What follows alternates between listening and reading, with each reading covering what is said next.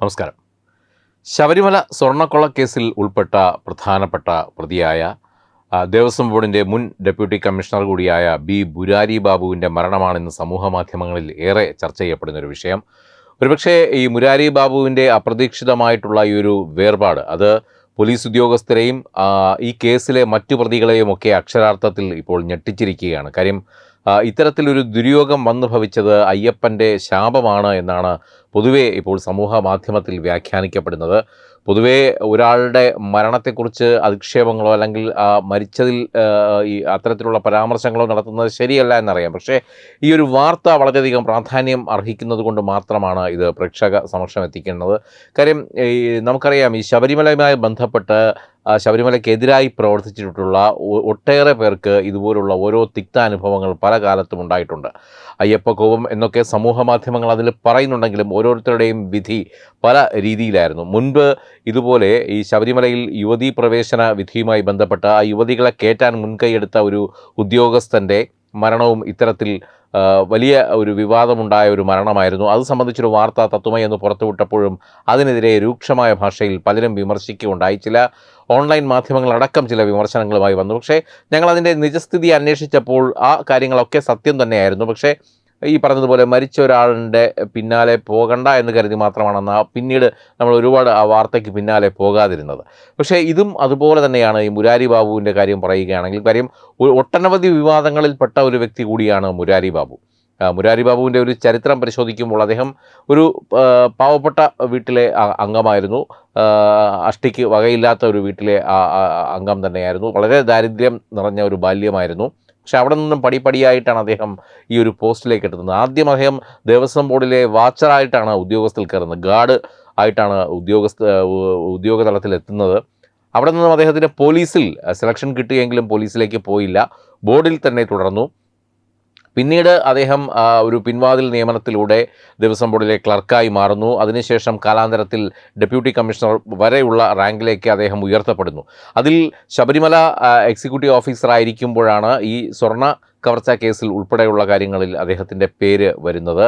മാത്രമല്ല, ഇദ്ദേഹത്തെ സംബന്ധിച്ച് നിരവധി വിവാദങ്ങൾ ഉണ്ടായിട്ടുണ്ട്. ഏറ്റുമാനൂരിലെ കവർച്ചാ കേസ്, അതുപോലെ ഈ തേക്കിൻ തടി ഉപയോഗിച്ച് വീട് പണിതു എന്നുള്ളൊരു ആരോപണം. കാര്യം പല ക്ഷേത്രങ്ങളിലേക്കും തേക്കിൻ തടി ആവശ്യം ഉണ്ടായിരുന്ന സമയത്ത് അതിൻ്റെ ലൈസൻസ് ഉപയോഗിച്ച് സ്വന്തം വീട് നിർമ്മിക്കുന്ന ഒരു ഘട്ടത്തിലേക്ക് വരെ കാര്യങ്ങൾ എത്തിയിരുന്നു എന്നുള്ള ചില കേസുകളും അദ്ദേഹത്തെ ചുറ്റിപ്പറ്റി നിലനിൽക്കുന്നുണ്ടായിരുന്നു. അങ്ങനെ ഒട്ടനവധി കാര്യങ്ങൾ, വിവാദ പുരുഷൻ തന്നെയായിരുന്നു മുരാരി ബാബു. ഒടുവിൽ ഈ 2024 സ്വർണ്ണക്കവർച്ചാ കേസിൽ, അതായത് സ്വർണ്ണങ്ങൾ കൊടുത്തയക്കുന്നതിൽ കൃത്യമായി അത് ചെമ്പ് പാളിയാണെന്ന രേഖപ്പെടുത്തൽ മുരാരി ബാബുവിൻ്റേതാണെന്ന് SIT കണ്ടെത്തിയിരുന്നു.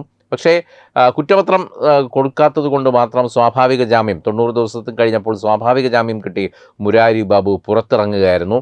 അതിനുശേഷം ഇപ്പോൾ വീണ്ടും കേസ് മറ്റൊരു ഘട്ടത്തിലേക്ക് പോവുകയാണ്. ഇതിനിടയിലേക്കാണ് അപ്രതീക്ഷിതമായി മുരാരി ബാബുവിൻ്റെ വിയോഗം വരുന്നത്.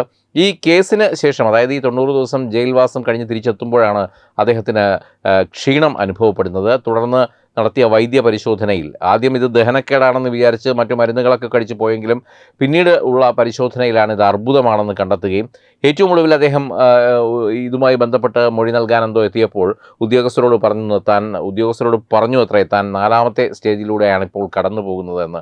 അപ്പോഴാണ് ഉദ്യോഗസ്ഥരടക്കമുള്ളവർ അദ്ദേഹത്തിൻ്റെ ആരോഗ്യസ്ഥിതി ഇത്രയും മോശമാണെന്നുള്ള കാര്യം അറിയുന്നത്. എന്തുതന്നെയായാലും വിധിയുടെ വിളയാട്ടം, കർമ്മ എന്ന് പറയുന്ന ഒരു കാര്യമുണ്ട്. അപ്പോൾ അത് എന്തു തന്നെ ആയിക്കോട്ടെ, അതിനെക്കുറിച്ച് നമ്മൾ ഇനിയിപ്പോൾ കീറി മുറിച്ച് പരിശോധിച്ചിട്ട് കാര്യമില്ല. പക്ഷേ ഈ സമൂഹ മാധ്യമങ്ങളിൽ ഇന്നിപ്പോൾ അദ്ദേഹത്തിൻ്റെ മരണശേഷം അദ്ദേഹത്തിൻ്റെ ഈ പൂർവ്വകാലങ്ങളൊക്കെ അനാവരണം ചെയ്തുകൊണ്ട് നിരവധി പോസ്റ്റുകളും നിരവധി പേരുടെ കുറിപ്പുകളുമൊക്കെ കാണാനിടയായി. അതുകൊണ്ട് തന്നെയാണ് ഈ ഒരു വാർത്ത ചെയ്യാനിടയായ സാഹചര്യവും. കാര്യം ഈ ശബരിമല സ്വർണ്ണക്കൊള്ളക്കേസ് ഇപ്പോൾ വീണ്ടും അതിൻ്റെ മുഖ്യ ആസൂത്രകന്മാരായ പ്രശാന്തിലേക്കും കഴിഞ്ഞ ബോർഡ് മെമ്പറിലേക്കുമൊക്കെ തിരിയുകയാണ്. ഇന്ന് SIT അവർക്ക് ചോദ്യം ചെയ്യലിന് ഹാജരാകാനുള്ള കത്ത് നൽകിയിരുന്നു. ഇതുവരെയും പ്രശാന്തിന് അത്തരത്തിലുള്ള കത്തുകളൊന്നും നൽകിയിരുന്നില്ല. നമ്മൾ തത്വമയി ആദ്യം മുതൽ, ഈ ഒരു വാർത്ത ആദ്യം പുറത്തുവിടുന്നത് തത്വമയാണ്, അന്ന് മുതൽ നമ്മൾ ആവശ്യപ്പെടുന്ന കാര്യം PS പ്രശാന്തിനെ അന്വേഷണ പരിധിയിലേക്ക് കൊണ്ടുവരണം എന്നുള്ളതാണ്. കാര്യം പ്രശാന്തിൻ്റെ ഈ ചില പരിധി കടന്നുള്ള അവിടുത്തെ ചെയ്തികളാണ് ഇതിനെല്ലാം മൂലകാരണമായിട്ടുണ്ടായിരുന്നത്. അയ്യപ്പ സംഗമം നടത്തിയതുൾപ്പെടെയുള്ള കാര്യങ്ങൾ പ്രശാന്തിൻ്റെ തലയിൽ ഉദിച്ച ഒരു ബുദ്ധിയായിരുന്നു. അത് പാർട്ടിയുടെ ഫണ്ട് സ്വരൂപിക്കാൻ വേണ്ടി പക്ഷേ അതെല്ലാം അയ്യപ്പൻ തന്നെ സമയാസമയങ്ങളിൽ തിരിച്ചടിയായി ഓരോ കാര്യങ്ങളും പുറത്തു കൊണ്ടുവന്നു. ഈ വലിയൊരു, അതായത് ശബരിമലയിൽ വർഷങ്ങൾക്ക് മുമ്പ് നടന്ന കൊള്ളകൾ ഉൾപ്പെടെയുള്ള കാര്യങ്ങൾ പുറം ലോകം അറിഞ്ഞു എന്നുള്ളതാണ് പിന്നീട് നടന്ന ചരിത്രം. എന്തായാലും മുരാരി ബാബു അദ്ദേഹം ഇന്ന് രാവിലെ അന്തരിച്ചു. അദ്ദേഹത്തിൻ്റെ കൂടെ ജോലി ചെയ്തിരുന്നവരൊക്കെ പറയുന്നത് സ്വതവേ ആരോഗ്യ ദൃഢഗാത്രനായ ഒരു വ്യക്തിയായിരുന്നു അദ്ദേഹം. ഈ സമീപഭാവിയിൽ അറസ്റ്റിലാകുന്നതിന് തൊട്ട് മുമ്പ് വരെ മറ്റ് അസുഖങ്ങളോ അതിൻ്റെ യാതൊരു ലക്ഷണവും ഉണ്ടായിരുന്നില്ല. അതിനുശേഷമാണ് അദ്ദേഹം മാനസികമായി തളർന്നു പോയത്. ഒരു കൺഫെഷൻ എന്നോണം, ഒരു കുമ്പസാരം എന്നോണം അദ്ദേഹം ചില സുഹൃത്തുക്കളോട് പറഞ്ഞത്രേ, എൻ്റെ ചെയ്തികൾക്ക് അയ്യപ്പൻ തന്ന ശിക്ഷയാണ് ഇതെന്ന് അവസാന ഘട്ടത്തിൽ അദ്ദേഹം ചില സുഹൃത്തുക്കളോട് പറഞ്ഞു എന്നൊക്കെ ഇപ്പോൾ സമൂഹ മാധ്യമങ്ങളിൽ ചില വെളിപ്പെടുത്തലുകൾ വരുന്നുണ്ട്. എന്തായാലും ഇപ്പോൾ ഈ ഒരു വാർത്ത പുറത്തു വന്നതിന് ശേഷം ഈ ശബരിമല സ്വർണ്ണക്കൊള്ളക്കേസിൽപ്പെട്ട മറ്റു പ്രതികൾ ഇപ്പോൾ വലിയ ഞെട്ടലിലാണ്. അവർക്കും ഒരു ഭീതി ഉള്ളിലുണ്ട്. ഒപ്പം അന്വേഷണ ഉദ്യോഗസ്ഥരെയും ഇത് വല്ലാതെ അവരെയും ഒന്ന് ഉലച്ചിരിക്കുകയാണ്.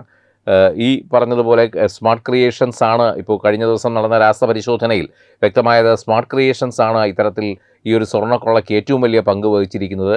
ശാസ്ത്രീയമായി തന്നെ ഇത് മറ്റാരുടെയും കണ്ണിൽപ്പെടാതെ ഈ സ്വർണം അടർത്തി മാറ്റാനുള്ള സാങ്കേതിക വിദ്യകൾ ഉപയോഗിച്ചാണ് ഇവർ അത് മാറ്റിയതെന്നൊക്കെ ജംഷഡ്പൂരിലെ ലാബിൽ നടന്ന പരിശോധനയിൽ കണ്ടെത്തിയിരുന്നു. എന്തായാലും ഇത് സംബന്ധിച്ച കൂടുതൽ അന്വേഷണം മറ്റൊരു ഘട്ടത്തിലേക്ക് കടക്കുമ്പോഴാണ് ഈ മുരാരി ബാബുവിൻ്റെ അപ്രതീക്ഷിതമായ ഒരു വേർപാട്. മറ്റ് പ്രതികളിലേക്ക് ഇനി കേസ് എങ്ങനെയാണ് പോകുന്നത്, ആരൊക്കെയാണ് ഇനി ശേഷിക്കുന്നവർ, അവരെ എങ്ങനെയാണ് ഈ കേസിൽ ഉൾപ്പെടുത്താൻ പോകുന്നതെന്നൊക്കെയുള്ളത് ഈ അന്വേഷണത്തിൻ്റെ നാൾ വഴികളിലൂടെ നമ്മൾ കാത്തിരുന്ന് കാണേണ്ട കാര്യമാണ്. വെബ് ഡെസ്ക് തത്വമൈ ന്യൂസ്.